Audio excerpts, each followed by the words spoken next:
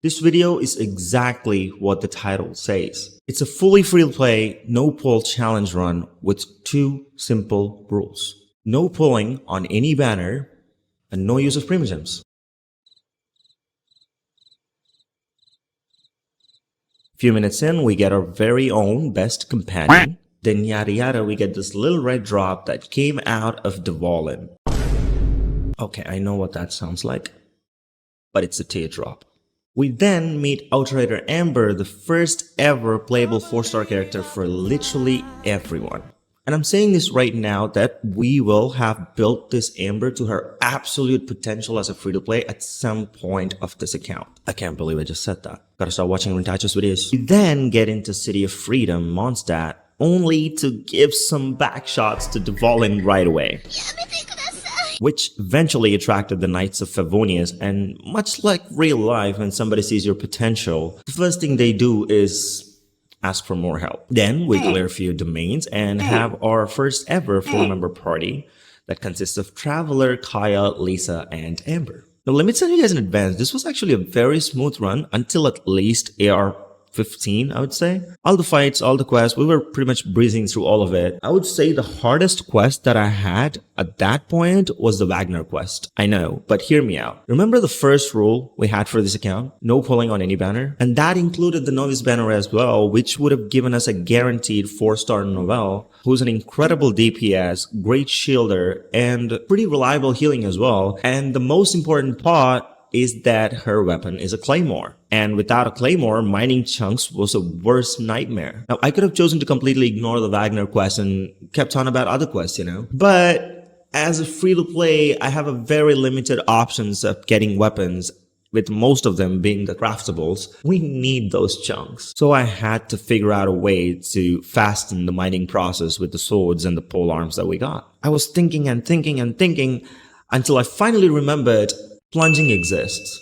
Sometimes the brain cells, they take their time. But once we figured that out, it was a pretty straightforward run. A couple of plunges for crystal chunks and I'm sorted. Now on with the questing, we meet the drunkard femboy singing a song explaining what turned Dvalin evil. Off the topic, I really love Mondstadt's archon lore. I would say it's my second favorite archon lore in the entire game, with the first one being folklores.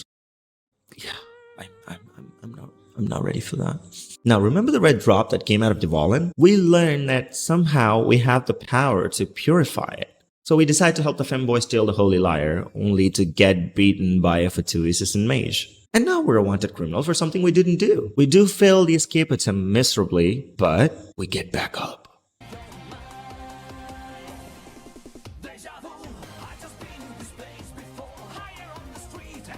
And we clutched it in the final half a second.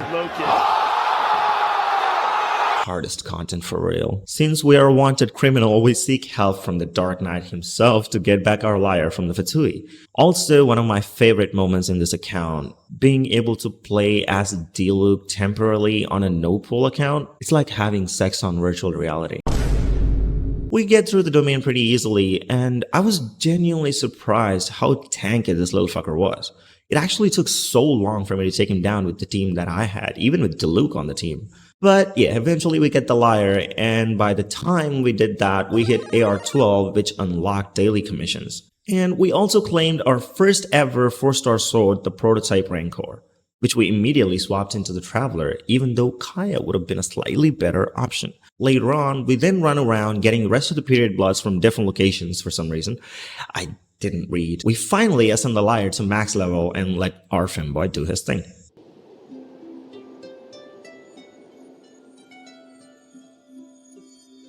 Will you cut that out? Then we get a very important cutscene, which I'd say most people, again, probably forgot.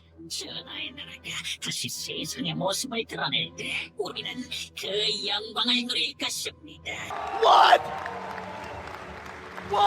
With that quest being done, we enter the favorite phase of the game, the AR gate locking. So we then jumped into side quests, like helping Xiangling get some meat, help Lisa get her books back on her date. She doesn't know it's a date, by the way. unlocking the tri-seal to get our very own first Claymore Belay, which we probably won't be able to use for a very long time. And a couple of dailies to get that additional XP on top, which put us right into AR-16, unlocking co-op. If you guys want to help me grind some artifact domains in the future, do add me. I'll leave the UID everywhere on the video, in the description, in the comments. Just help you guys, eh? Anyways, we unlocked co-op, but we still need 2 more ranks to actually unlock the Archon quests. And we were running out of side quests to do, so I finally decided to step up and do everyone's favorite quest in everyone's favorite location. Dragonspine. In the mountains, we thawed the shards out, and I'll be honest with you guys, it wasn't that bad. In fact, I found it extremely easy to do. I guess people just hate on this region for the sake of memes at this point. After falling to death and a couple of silly chests, we finally get into AR-18, unlocking the receding Archon quest. But what completely took me by surprise though is the Summertide event showing up. Now this event should have had me excited, but it turned out to be a real fucking headache. It's a free 4-star character, a Dendro, and a very strong shielder. Definitely top 3. What do you mean headache, Moko? You'll see. But yeah, we saw the event popping up, and the only other requirement we needed for it to be completely accessible is to complete the monstad's Archon quest. So that's what we did. We speed ran through the entire Archon quest, and after taking down Dvalin and returning to Mondstadt for partying, we get our new 4-star Barbara. We then get to see an incredible cutscene, and also I think this is the only time you get to see an Archon actually getting punched in the gut and kicked in the face. And somehow that looked extremely comfortable. It should have been me, not him! Which concludes our Mondstadt's main story and this video as well.